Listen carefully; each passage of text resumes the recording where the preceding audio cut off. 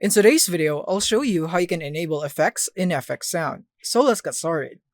So first of all is that you have your effects tab right here, which is basically these sliders right here are called your effects. And now, if you would want to enable them, you just simply need to set them a value that is not 0. So you can set it up at 1, at 2, 3, up to the value of 10. So depending on the intensity that you would want. Now, if you're just a beginner, I suggest going for the presets right here instead of starting from scratch or doing it from scratch, as you would need to tweak a lot.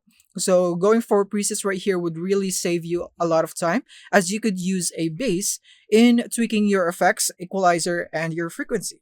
So let's say gaming. And now I'm going to go click here on yes. And now the effects value will now be loaded. And from here, you can just now change it minimally if you like this preset, so that you'd be able to adjust it accordingly to your taste. So let's say I would want more bass. So I'm going to go for a value of 6 instead of 3.